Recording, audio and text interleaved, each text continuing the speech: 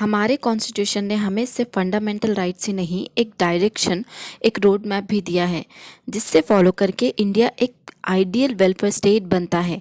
ये road map मिलता है हमें directive principles of state policy में, यानी कि आम भाषा में इसे हम डीपीएसपीज कहते हैं। तो चलो स्टार्ट करते हैं इसका बेसिक मीनिंग समझते हुए। डीपीएसपीज लिखे गए हैं आर्टिकल 36 से 51 में, पार्ट 4 ऑफ द कॉन्स्टिट्यूशन में। ये गवर्नमेंट के लिए गाइडलाइंस है कि देश को कैसे चलाना है ताकि सबको सोशली, इकोनॉमिकली और पॉलिटिकली जस्टिस मिले। पर एक ट्विस्ट है इसमें, ये राइट्स जैसे इन्फोर्स नहीं किए जा सकते। मतलब अगर गवर्नमेंट फॉलो नहीं करे तो आप उनके अगेंस्ट कोर्ट नहीं जा सकते। लेकिन आर्टिकल 37 ने क्लियरली ये कहा है कि ये प्रिंसिपल फंडामेंटल हैं गवर्नेंस के लिए। अब सवाल ये है कि ये आइडिया आया कहाँ से। Let's rewind a bit in history. Actually DPSPs का कंसेप्ट लिया गया था आयरिश और स्पेनिश कॉन्स्टिट्यूशन से, और ब्रिटिश पीरियड में जो गवर्नमेंट ऑफ इंडिया एक्ट 1935 था उसमें भी कुछ सिमिलर इंस्ट्रक्शंस दिए गए थे गवर्नेंस के लिए। हमारे फ्रेमर्स ने ये आइडिया अडॉप्ट किया ताकि इंडिया को पुलिस स्टेट नहीं बल्कि वेलफेयर स्टेट बनाया जाए। अब समझते हैं कि इन आर्टिकल्स में लिखा क्या गया है और कौन से प्रिंसिपल्स को फॉलो करना होगा। आर्टिकल 36 से 51 के अंदर लिखे गए डीपीएसपीस को जनरली 3 कैटेगरीज में डिवाइड किया जाता है। पहली कैटेगरी सोशलिस्ट प्रिंसिपल्स, दूसरी कैटेगरी गांधीयन प्रिंसिपल्स और तीसरी कैटेगरी लिबरल इंटेलेक्चुअल प्रिंसिपल्स। चलो सबसे पहले बात करते हैं उन प्रिंसिपल्स के बारे में जो सोसाइटी में इक्वालिटी और जस्टिस लेकर आते हैं, दैट इज सोशल प्रिंसिपल्स। ये प्रिंसिपल फोकस करते हैं इक्वालिटी और इकोनॉमिक जस्टिस पर। जैसे आर्टिकल 38 ये कहता है कि गवर्नमेंट को कहा गया कि इनइक्वालिटी को कम करना होगा और जस्टिस प्रमोट करो। आर्टिकल 39 ये कहता है कि सबको रोजगार और इक्वल पे मिले, वेल्थ सिर्फ कुछ लोगों के हाथ में कंक्रीट ना हो।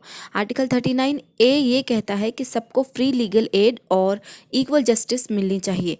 आर्टिकल 41 टू 43 ये कहता है कि right to work, education, maternity relief और डिसेंट वर्किंग कंडीशन इंश्योर करो। आर्टिकल 47 ये कहता है कि हेल्थ और न्यूट्रिशन लेवल इम्प्रूव करो। ये सब मिल के एक ऐसे इंडिया का विजन देते हैं जहां आपको इक्वल अपॉर्चुनिटी मिल सके। अब चलते हैं उन आइडियल्स की तरफ जो गांधी जी के सपनों के इंडिया से इंस्पायर्ड है, दैट इज गांधीयन प्रिंसिपल्स। ये सेक्शन गांधी जी के ग्राम स्वराज और सेल्फ रिलायंस के विजन से इंस्पायर्ड है। आर्टिकल 40 कहता है कि विलेज पंचायत को एम्पावर करो।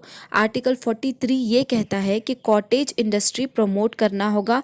आर्टिकल 43 कहता है कि ड्रग्स और अल्कोहल जैसे इंटॉक्सिकेंट को कंट्रोल करो। आर्टिकल 48 कहता है कि काउस और कैटल्स की प्रोटेक्शन करना होगा। इनका मेन आइडिया है कि एक मॉरल, सेल्फ रिलायंट और रूरल इंडिया बनाना। अब आते हैं तीसरी और फाइनल कैटेगरी पर जहां फोकस है प्रोग्रेस, साइंस और इक्वालिटी पर, लिबरल इंटेलेक्चुअल प्रिंसिपल्स। ये प्रिंसिपल मॉडर्न इंडिया का विजन को प्रेजेंट करते हैं। आर्टिकल 44 कहता है यूनिफॉर्म सिविल कोड सबके लिए, एक जैसे कानून।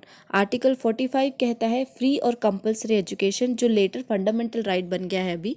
आर्टिकल 48 ए ये कहता है कि इन्वायरमेंट, फॉरेस्ट और वाइल्ड लाइफ की प्रोटेक्शन। आर्टिकल 50 जुडिशरी और एग्जीक्यूटिव को सेपरेट रखना।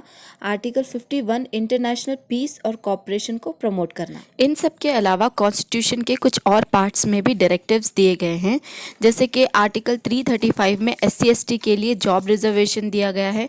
आर्टिकल 350 ए में माइनॉरिटी लैंग्वेज एजुकेशन और आर्टिकल 351 में हिंदी लैंग्वेज डेवलपमेंट कहा गया है। पर ये सब सिर्फ पेपर पर ही नहीं बल्कि गवर्नमेंट ने इन्हें इम्प्लीमेंट भी किया है, जैसे 5 year plans, land reforms, minimum wages act, maternity benefit act, wild life act, forest conservation act. ये सब डीपीएसपी से ही इंस्पायर्ड लॉ हैं। अब एक इंटरेस्टिंग पार्ट ये भी है कि जब ये डीपीएसपीज और फंडामेंटल राइट पास्ट में आपस में कन्फ्लिक्ट कर गए थे तो क्या हुआ था। इसमें सबसे पहला केस था चंपकम दुर्राई राजन 1951, जिसमें कोर्ट ने कहा था कि फंडामेंटल राइट्स डीपीएसपी से हमेशा अबव होंगे। लेकिन बाद में केशवानंद भारती 1973 और मिनर्वा मिल्स केस 1980 जैसे केसेस ने एक बैलेंस क्रिएट किया कि दोनों इम्पॉर्टेंट हैं और एक दूसरे को डिस्ट्रॉय नहीं कर सकते। तो आप समझते हैं इन प्रिंसिपल्स का इम्पोर्टेंस और लिमिटेशन क्या है। इम्पोर्टेंस ये है कि ये कॉन्स्टिट्यूशन का सोल है। डॉक्टर बी आर अम्बेडकर ने कहा था कि डीपीएसपीस प्रोवाइड करता है सोशल और इकोनॉमिक डेमोक्रेसी, जबकि फंडामेंटल राइट्स प्रोवाइड करता है पॉलिटिकल डेमोक्रेसी। लेकिन लिमिटेशंस भी हैं, ये लीगली एनफोर्सेबल नहीं है और आज के टाइम में कुछ डायरेक्टिव्स आउटडेटेड भी लगते हैं। लेकिन फिर भी डायरेक्टिव प्रिंसिपल्स एक मॉरल गाइड है जो गवर्नमेंट को डायरेक्शन देते हैं। लास्टली एक लाइन में हम समझते हैं डीपीएसपीस को। डीपीएसपीस हमें क्लियरली गाइड करते हैं कि किस तरह का देश हमें बनना चाहिए। एक ऐसी कंट्री जहां सभी को इक्वालिटी, जस्टिस और डिग्निटी मिल सके। जैसे डॉक्टर बी आर अम्बेडकर ने कहा था कि political democracy is meaningless without social and economic democracy. ये डीपीएसपीस का स्पिरिट ही है जो हमें ले जाता है towards the ideals of our preamble, justice, liberty, equality and fraternity. तो ये था हमारा simplified discussion about DPSPs. If you like this video so please like, share and subscribe, and tell me in the comment section what will be our next topic for the discussion.